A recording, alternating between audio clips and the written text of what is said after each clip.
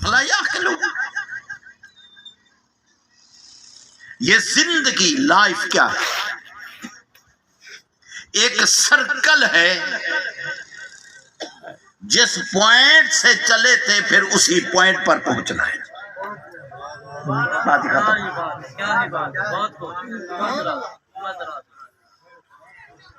اور جس کو اللہ رب العزت نے فرمایا وَمَن نُعَمِّرْهُ،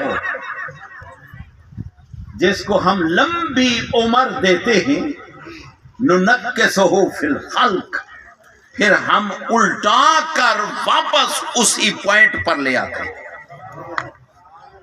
جب بچہ پیدا ہوتا ہے جسم کمزور، ہڈیاں کمزور، ہر چیز کمزور، محتاج ہوتا ہے کسی کو اٹھانے کا، اپنے ماں باپ کا۔ پھر بندہ اسی پوائنٹ پر آ جاتا ہے، جوان ہو گیا، بوڑھا ہو گیا، آنکھیں کمزور، جسم کمزور، ہڈیاں کمزور، پھر وہی اسی پوائنٹ پر پہنچ گیا کہ اب جس کو بچپنے میں اس نے اٹھایا تھا اب وہ جوان ہو کر اس باپ کو پھر اٹھائیں، وہ محتاج ہوتا تھا۔ اللہ رب العزت فرماتا ہے وَمَن نُعَمِّرْهُ نُنَكِّسْهُ فِي الْخَلْقِ، جس کو ہم لمبی عمر دیتے ہیں اس کے اعضاء کو پھر اسی کمزور حالت میں الٹ کر لے جاتے ہیں۔ افلا یعقلون، کیا لوگوں کے پاس عقل نہیں ہے، سوچتے نہیں ہے؟ اسلام یہ دین ہے، اس کے اندر لاجک ہے، منطق۔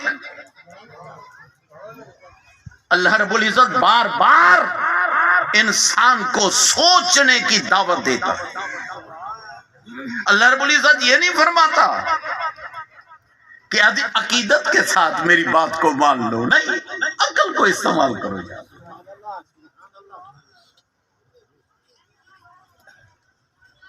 اتقوا اللہ خطاب کرتا ہے، تقوی اختیار کرو، وَلْتَنْظُرْ نَفْسٌ مَّا قَدَّمَتْ لِغَدٍ، ہر جان کو چاہیے دیکھے تو صحیح کہ اس نے کل کے لیے کیا بھیجا ہے۔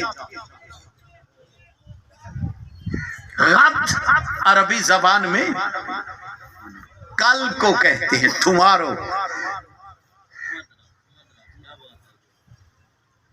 اور یہ کل جو ہے بہت لمبا کل، ٹمارو۔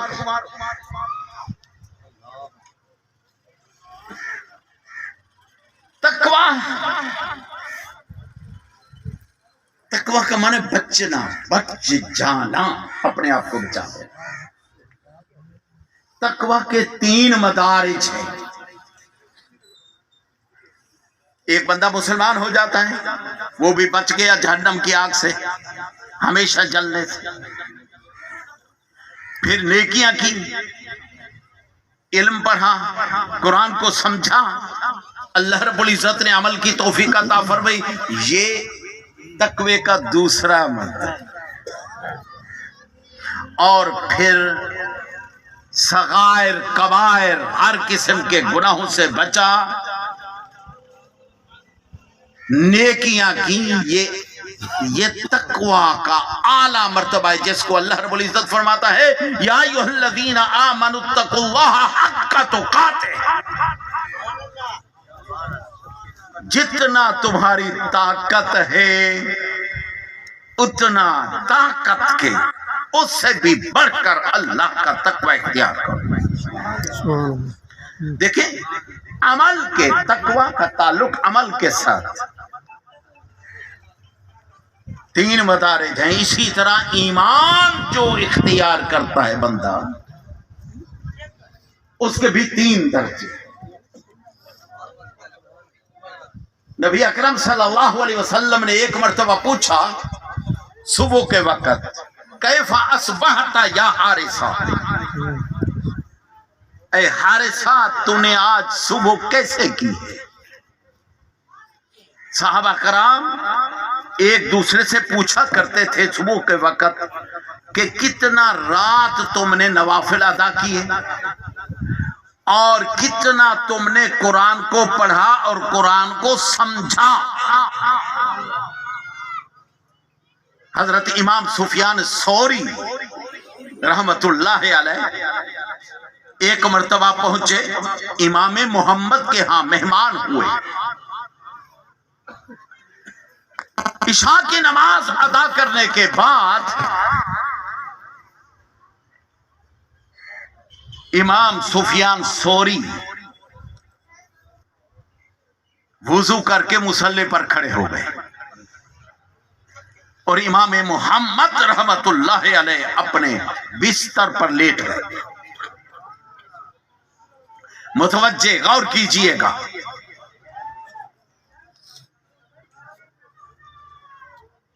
سحر کا وقت ہو گیا،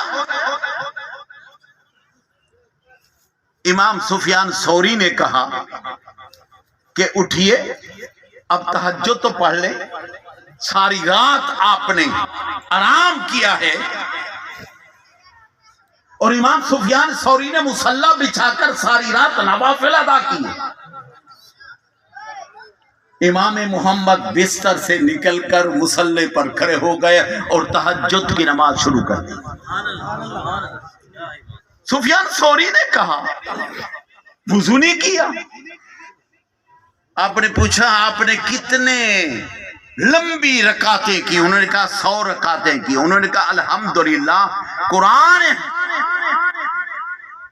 کریم سے میں نے آج رات 100 مسائل سے زیادہ کا استنباط کیا۔